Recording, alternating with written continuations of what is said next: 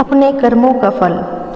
एक राजा था, वह बहुत धर्मात्मा और न्याय करने वाला था। वह भगवान का बहुत बड़ा भक्त भी था।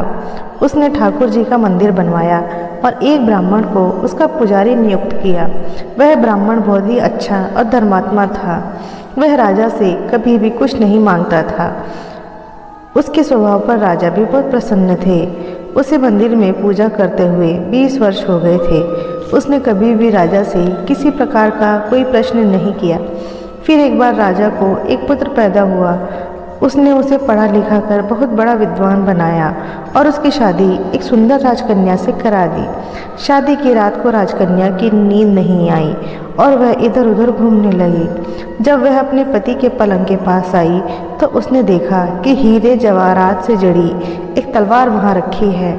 उसने उस तलवार को म्यान से बाहर निकाला तो वह तलवार बिजली के समान चमकने लगी।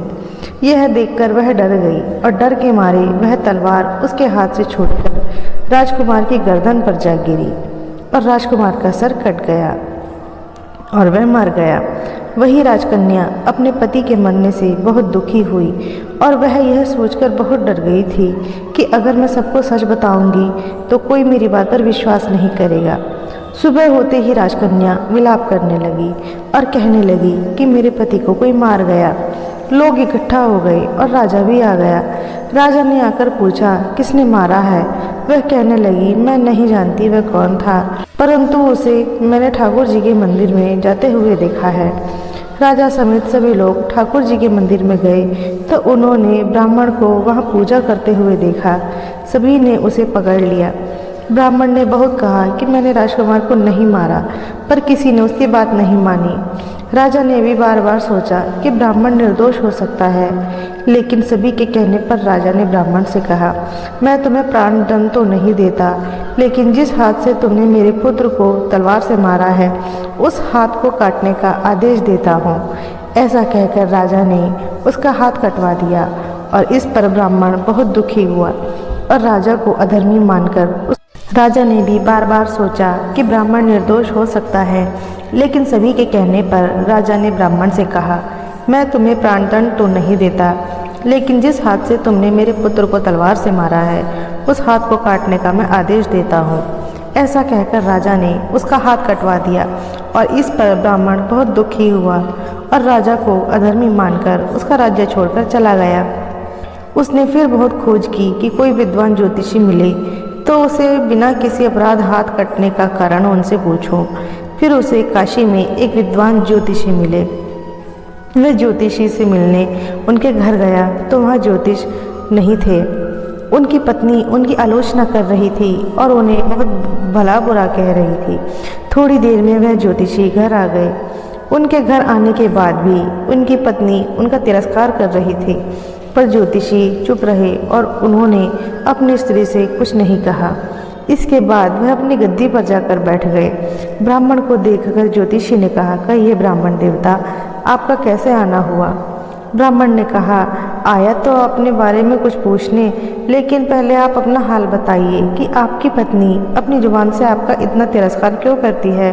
तब ज्योतिषी ने कहा यह मेरी स्त्री नहीं, मेरा कर्म है। दुनिया में हम जिसे भी देखते हैं, भाई हो, पुत्र हो, शिष्य, पिता या कोई भी संबंधी, वह सब हमारे अपने कर्म ही होते हैं। अपना किया हुआ कोई भी काम शुभ हो या अशुभ हमें भोगना ही पड़ता है, इसलिए मैं अपने कर्मों को खुशी से भोग रहा हूँ। ब्राह्मण ने पूछा आपने ऐसा क्या किया। तो ज्योतिष ने कहा पूर्व जन्म में एक मैं कौवा था, आज जो मेरी स्त्री है वो एक गधी थी जिसकी पीठ पर एक फोड़ा हो गया था और फोड़े की पीड़ा से वह बहुत दुखी थी। उस फोड़े में कीड़े पड़ गए थे जिन्हें खाने के लिए मैं इसके फोड़े पर चोंच मारता था, जिस कारण इसे असहनीय दर्द होता था। एक बार इसकी पीठ पर चोंच मारते हुए मेरी चोंच इसकी हड्डी में घुस गई और वह दर्द से तड़प उठी। मैंने भी खुद निकालने की बहुत कोशिश की, परंतु वह अटक गई और निकल नहीं सकी। इसने सोचा कि पानी में मैं अपनी चोंच निकाल लूँगा। ऐसा सोचकर इसने गंगा नदी में प्रवेश कर दिया। गंगा का प्रवाह तेज होने के कारण हम दोनों बह गए और बीच में ही मर गए। तब गंगा जी के प्रभाव से यह तो ब्राह्मणी बनी और मैं बहुत बड़ा ज्योतिष बना। आज ये मेरी पत्नी बनी है। जो कुछ दिनों के लिए मुझे अपने मुंह से गाली निकालकर मुझे दुख देगी, लेकिन मैंने इसे चोट दर्द पहुंचाने के लिए नहीं मारी थी, इसलिए इसकी समझ एक दिन ठीक हो जाएगी और मैं अपने पूर्व कर्मों का फल समझकर इसे सहन कर रहा हूँ और इसीलिए शांत हूँ और उस दिन की प्रतीक्षा कर रहा हूँ जिस दिन इसका स्वभाव अच्छा हो जाएगा। अब आप कहो कि आप यहाँ किस लिए आए हो। ब्राह्मण ने अपना सारा समाचार सुनाया और पूछा, अधर्मी पापी राजा ने मुझे निरपराध का हाथ क्यों कटवाया। ज्योतिषी ने कहा, राजा ने आपका हाथ नहीं कटवाया, आपके कर्म ने ही आपका हाथ कटवाया है। इस पर ब्राह्मण ने पूछा कि ऐसा किस प्रकार हुआ। तो ज्योतिषी ने कहा, पूर्व जन्म में आप एक तपस्वी थे और राजकन्या गाय थी तथा राजकुमार एक कसाई था। जब कसाई गाय को मारने लगा तब गाय अपनी जान बचाकर आपके सामने जंगल में भाग गई। पीछे से कसाई आया और आपसे पूछा कि गाय इधर तो नहीं आई। आपने जिस तरफ गाय गई थी उस तरफ अपने हाथ से इशारा किया तो कसाई ने जाकर उस गाय को मार डाला। इतने में जंगल से एक शेर आया और गाय और कसाई दोनों को खा गया। कसाई को राजकुमार और गाय को राजकन्या का जन्म मिला एवं पूर्व जन्म में करे हुए कर्म ने एक रात्रि के लिए उन दोनों को इकट्ठा किया। चूँकि कसाई ने गाय को हंसिए से मारा था, इसी कारण राजकन्या के हाथों गलती से ही सही तलवार गड़ने के कारण राजकुमार का सर कट गया और वह मर गया।